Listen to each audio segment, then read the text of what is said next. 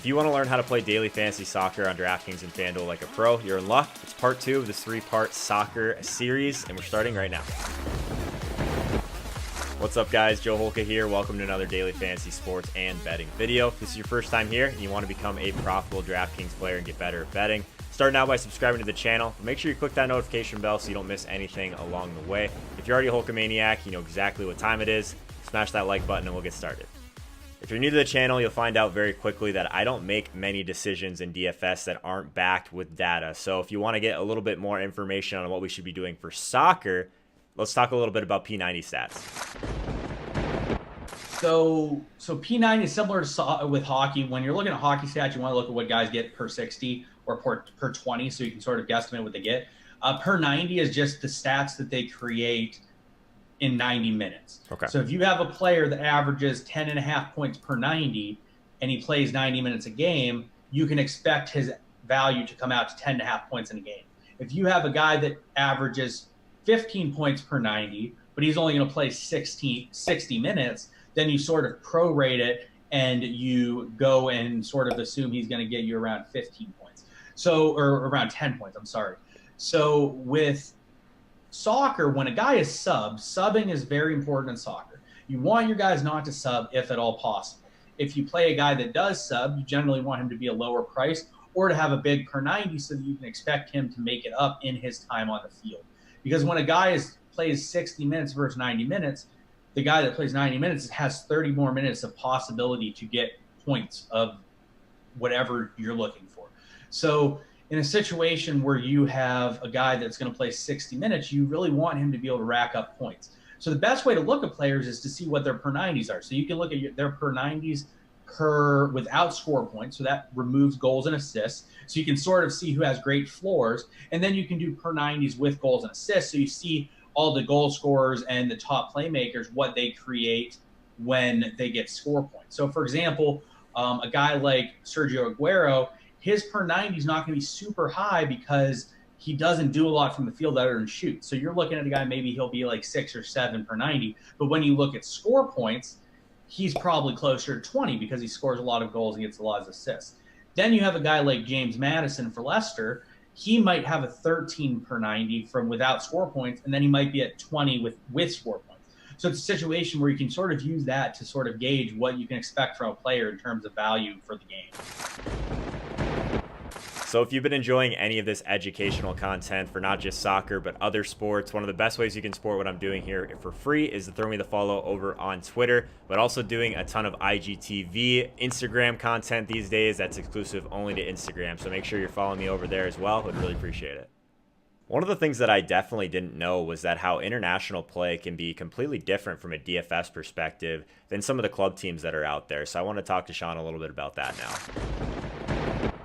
What are you talking about? Like, does that affect ownership as much as it should? Say he's not getting those set pieces and maybe his price is the same. Like, obviously he makes a relatively good fade at that point. Does the ownership, like, are people paying attention enough to where his ownership is depressed in those situations?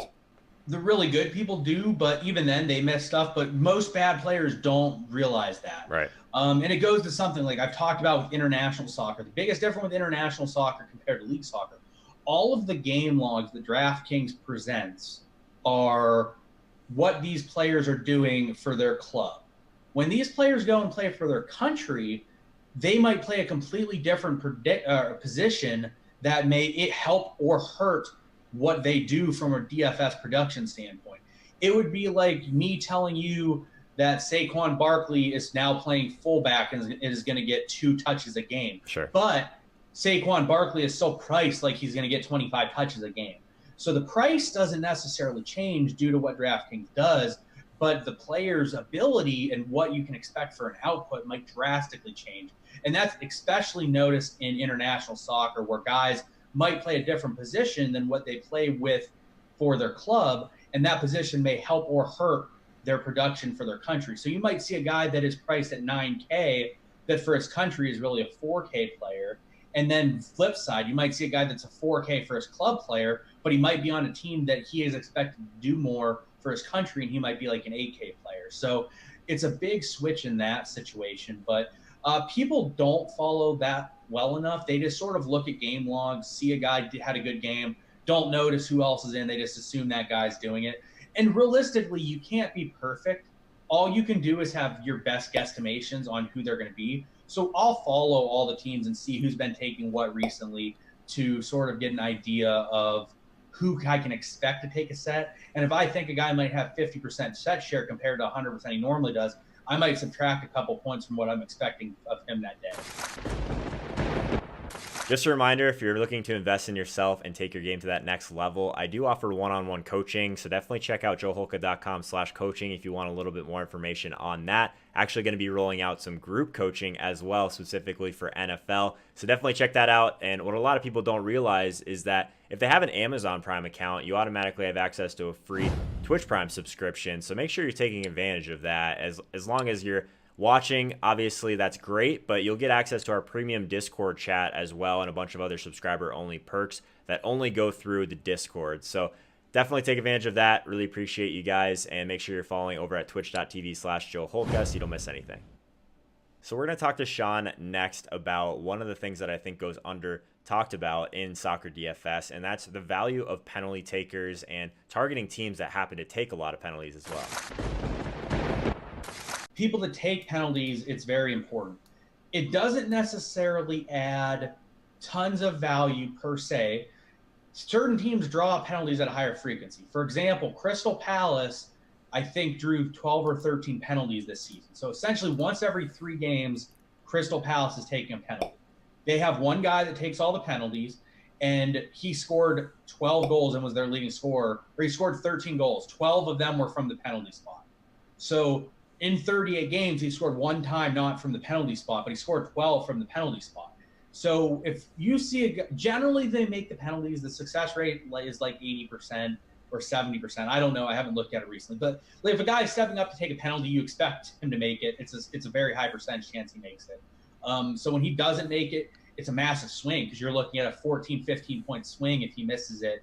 And then he might lose the penalty share to begin with. But certain players that don't really produce much from the open play, they might take penalties. Or if you're looking for goals in a high-scoring game, you can expect penalties to be called, if you're on a very good team, maybe once every 3 games. So if you are a 3-goal favorite, there's a reasonable likelihood you're going to take a penalty in that game.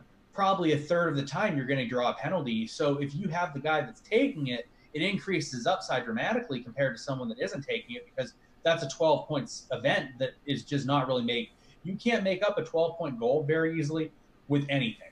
So if you have a guy scoring 12 points, there's maybe only 5 guys in the entire league that average 12 points a game. So it's a situation where if you have penalty kick takers, it can drastically help your upside. Just like hockey, it is absolutely crucial to get goalie right in soccer DFS. So we have a lot of things to talk about with goalie. Can you stack against your goalies? Let's talk about these heavy favorites. Which ones have the most upside? This is probably my favorite part of the entire conversation, so enjoy. Number 1, does their price see a significant increase when they're the heavy favorites? And like, what are the benefits overall outside of like getting the win? Because I would assume they're just not going to see as many shots as well. Correct. That is the issue with the goaltender. So the heavy favorite goaltender is the most expensive goaltender every single slate. And the biggest dog goaltender is the lowest priced goaltender almost every slate. Occasionally there will be a screw up in pricing on goaltender, and then that goaltender will be in a situation where everyone plays him that really knows what they're doing because it's such an egregious mispricing.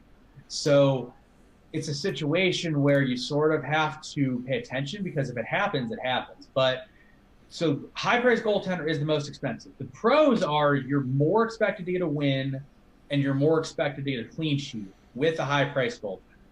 If you have a team that gives up a couple shots as well, that's an even bigger benefit. The downside is that if this goaltender gives up 1 or 2 goals, you're generally screwed.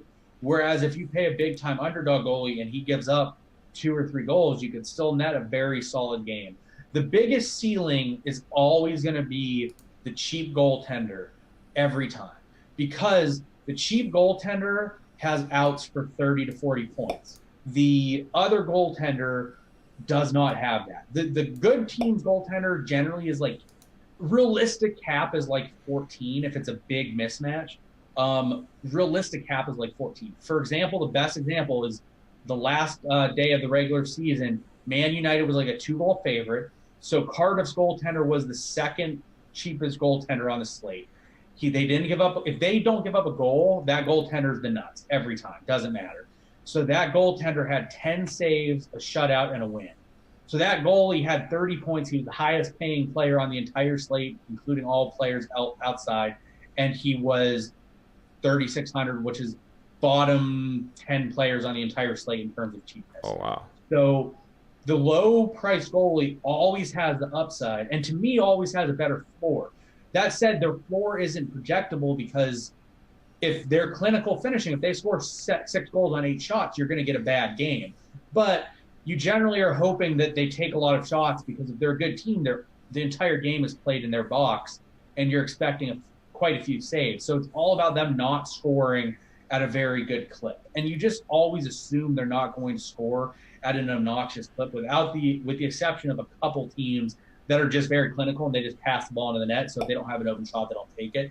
But there are teams, a good example is a team like Man United. They have Paul Pogba. Paul Pogba likes to shoot no matter what. So you can expect a bunch of egregious shots from outside the box that are very high percentage saves.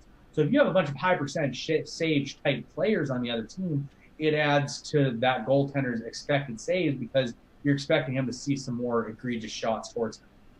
Man, it seems like it's just like a souped up version almost of NHL. Like the underdog goalies are cheaper as well. Like there's a bigger range of salaries, but also at the same time, the big difference is like even if you play an underdog goalie in NHL, like there's no guarantee that he's going to see a significant amount of shots more than the favorite goalie.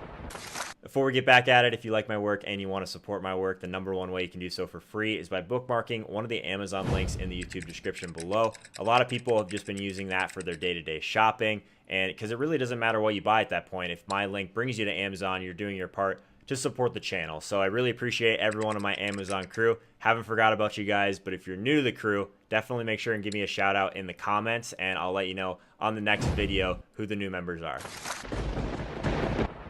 We used to always see Sahil run stacks against his goalie. Is that something you ever see in soccer? Is it slightly more viable, I guess, when you're talking about some of these goalies that are going to see a ton more shots, and like even if they concede a goal or two, maybe it can make up for it? Yeah, it's actually a viable strat in soccer.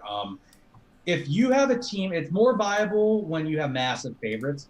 If a goaltender is the cheapest goaltender on the slate, he's a 3-goal favorite, 4-goal or a 3 or 4-goal underdog. All you know that means is he is going to see a lot of shots. So it becomes a situation where if you stack against him and the team is clinically scoring and they score 5 or 6 goals on 10 shots, that means you're hitting those 5 or 6 goals on 10 shots, which means you have a very good chance of a lot of points. If they're not very clinical, and let's say they score 3 goals on 12 shots on goal, all of a sudden your goalie has a great game as well as you netting a few goals. So unlike hockey where it's not very viable, it is viable in soccer. You don't really do it that often, and if you have the option of choosing a goalie not against your stack or a goalie against your stack, you generally choose the one that isn't playing against your guys because obviously you have more of an upside in that situation. But you can find a situation where stacking against your goaltender makes a lot of sense. If you want to learn more how to become a profitable daily fantasy sports player and how to get better at betting, start now by hitting that subscribe icon in the bottom right-hand corner so you don't miss anything. Have a ton of DFS courses on demand on YouTube for other sports as well, so make sure you don't just stop here at soccer. Thank you so much for watching. I'll see you guys next time.